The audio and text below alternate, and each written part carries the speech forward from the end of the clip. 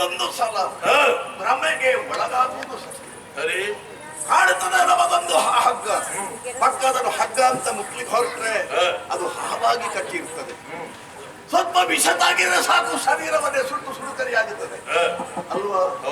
ಅದೇ ತರ ನಾವು ಚೆನ್ನಾಗಿ ವಿಮರ್ಶೆ ಮಾಡದೆ ನಾವು ಮುಂದುವರಿತೇವೆ ಅಂತಂದ್ರೆ ದುರಂತವನ್ನು ಮತ್ತೆ ಮತ್ತೆ ಮತ್ತೆ ಮತ್ತೆ ಹೊಂದಬೇಕಾದಿ.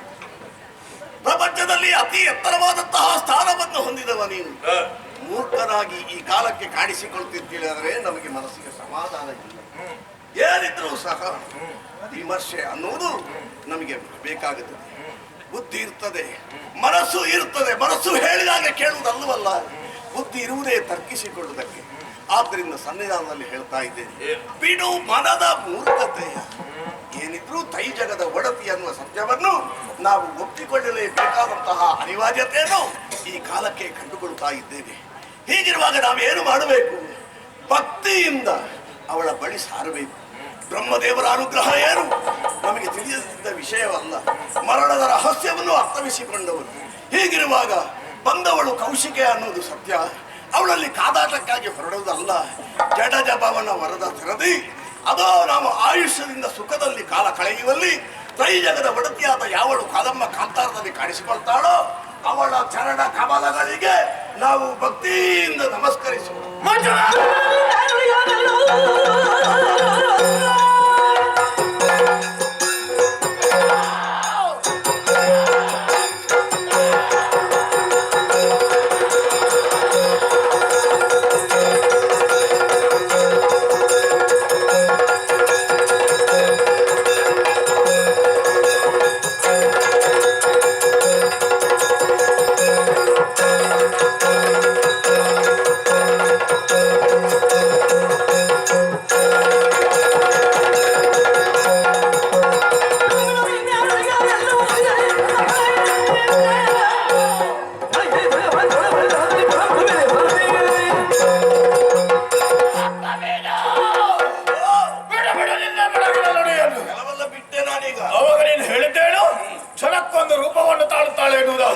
ಅದೇ ರೀತಿ ಕ್ಷಣಕ್ಕೊಂಡು ಬಣ್ಣ ಬದಲಾಯಿಸುವುದೊಂದು ಉಂಟು.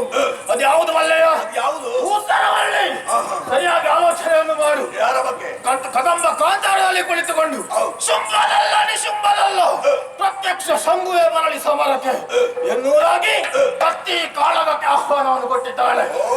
ರಾಜ ಮರ್ಯಾದೆಗೆ ಸರಿಯಾಗಿ ನಮ್ಮ ಪಟುಪಟರನ್ನು ಕಳುಹಿಸಿಕೊಟ್ಟೆ. ಒಳ್ಳೆ ಪ್ರಬಲ ವಿಕ್ರಮಿಯಾದ ದುಂಬ್ರಾಕ್ಷ ನನ್ನ ಎಡಗೈ ಬಲಗೈ ಅಂತಿದ್ದಂತಹ ಚಂಡಮುಂಡರು ಅವರನ್ನು ಕಳೆದಂತ ಈ ಸಂದರ್ಭದಲ್ಲಿ ನನ್ನ ಕೈಯಾರೆ ನನ್ನ ಕರುಳನೆ ಅನುಭವ ಆಗುತ್ತಾ ಉಂಟು. ರಕ್ತ ಬೀಜ ಸರಿಯಾಗಿ ಆಲೋಚನೆಯನ್ನು ಮಾಡ್ತಾ ಇದ್ದೇನೆ. ದೇವತೆಗಳ ಮಾತನ್ನು ಕೇಳಿ ಅಲ್ಲ, ಇದು ದೇವತೆಗಳೇ ನಮ್ಮನ್ನು ನಾಶ ಮಾಡುವ ಉದ್ದೇಶದಿಂದ ಇಂದ್ರಜಾಲವು ಮಹೇಂದ್ರಜಾಲವು ಬಲ್ಲಂತ ಯಾವಳ ಬಳಕೆ ಹೆಣ್ಣನ್ನು ತಂದು ಆ ಕದಂಬವನದಲ್ಲಿ ಕುಳ್ಳಿರಿಸಿದ್ದಾರೆ. ಯಾಕೆ? ನಮ್ಮನ್ನು ಸಮೂಲಾಗ್ರವಾಗಿ ನಾಶ ಮಾಡಬೇಕೆನ್ನುವುದಾಗಿ. ಆಕೆಗೆ ಇಷ್ಟು ಛಲ ಇರಬೇಕಾದ್ರೆ ಶುಂಭನ ಬಲ ಏನು ತೋರಿಸಬೇಕಾಗಬೇಕು. ವರ್ತಮಾನ ಕಾಲಗಳಲ್ಲಿ ಚಾರು ಚತುರ್ದಶ ಪೂರ್ಣದಲ್ಲಿ ನಡೆದ ಶುಂಭ ನನ್ನ ಬಳಿಗೆ ಬರುವುದನ್ನು ಬಿಟ್ಟು ನನಗೆ ಸವಾಲನ್ನು ಒಡ್ಡಿದ್ದಾಳೆ. ಹಾಗಾದ್ರೆ ಇದೇನು?